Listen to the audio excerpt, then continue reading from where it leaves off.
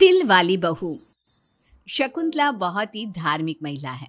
हर समय पूजा पाठ में लगी रहती है। वो कोई भी काम बिना शुभ मुहूर्त के नहीं करती है।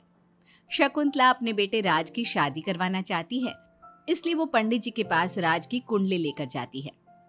प्रणाम पंडित जी। मेरा बेटा राज बहुत संस्कारी है।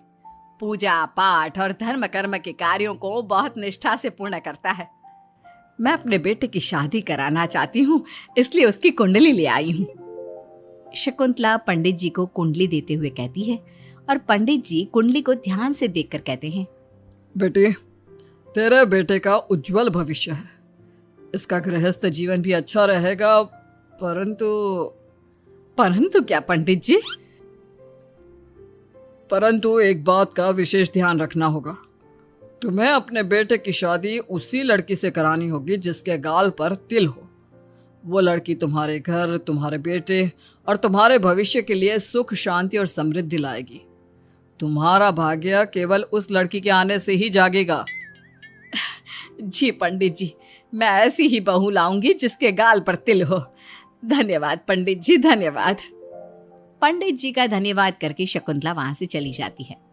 अब वो दिन रात तिल वाली बहू के बारे में सोचती रहती है।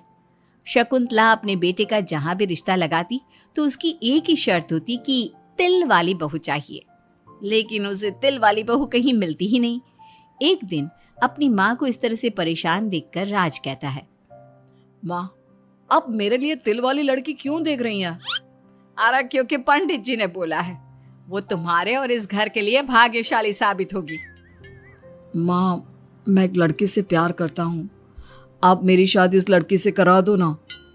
उसके गाल पर तिल होगा तभी मैं तुम्हारी शादी उससे कराऊंगी, नहीं तो भूल जाओ उस लड़की को। माँ की बात सुनकर राज को लगा कि माँ उसकी शादी कभी होने ही नहीं देगी, इसलिए उसने बिना कुछ सोचे समझे बोल दिया, माँ है ना, उसके गाल पर तिल है। सच में माँ, बहुत प्यारा तिल है। तू सच कह रहा है बेटा? अरे तो तूने मुझे पहले क्यों नहीं बताया? जल्दी से मुझे उस लड़की से मिलवा दे। ठीक है माँ, मैं बात करता हूँ उससे। अगले दिन राज रोशनी के पास पहुंचा और उसे सारी बात बताई। रोशनी ने सारी बात जानने के बाद कहा, राज, तुमने माँ से झूठ क्यों बोला? मेरे गाल पर कोई तिल नहीं है। अरे मेरे पास कोई और रास्ता नहीं था रोशनी। उस समय मुझे जो ठीक लगा मैंने किया। अगर मैं ऐसा नहीं बोलता तो माँ मेरी शादी किसी तिल वाली लड़की से करा देती। माँ से इसे झूठ बोलना ठीक नहीं है। माँ को कोई तिल वाली लड़की मिलती ही नहीं, तो माँ अपने आप तुम्हारी शादी मुझसे कराने के लिए तैयार हो जाती।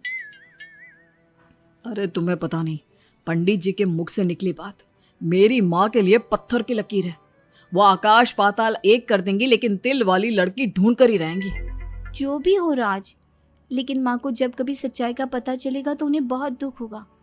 और मेरे गाल पर तो तिल है ही नहीं, अब मैं माँ से कैसे मिलूंगी? तुम अपने गाल पर काजल से एक तिल बना लो ना, बाकी मैं संभाल लूंगा। अगले दिन रोशनी ने ऐसा ही किया। उसने काजल से गाल पर एक तिल बना लिया। इसके बाद राज ने रोशनी को अपनी माँ से मिलवाया, और जब शकुंतला ने रोशनी को ध्यान से देखा तो उसके गाल का तिल देखकर बहुत खुश हो गई और दोनों का रिश्ता पक्का कर दिया। कुछ ही दिनों में शकुंतला ने राज और रोशनी की शादी बहुत धूमधाम से करा दी। बहू, राज, जल्दी बाहर आओ, एक खुशखबरी है। रोशनी और राज बाहर आते हैं।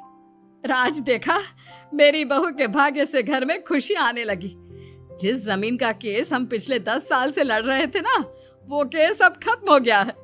अभी अभी वकील साहब का फोन आया है, वो केस हम जीत गए हैं। माँ, ये तो बहुत अच्छी खबर है। ये सब आपकी मेहनत का फल है। आपने इस कोर्ट केस के चक्कर में बहुत मेहनत की है। अरे नहीं बेटा, ये तो मेरी तिल वाली बहू के भाग्य से हो रहा है। पंडित जी ने बिल्कुल सही कहा था। शकुंतला रोशनी को बहुत प्यार करती है।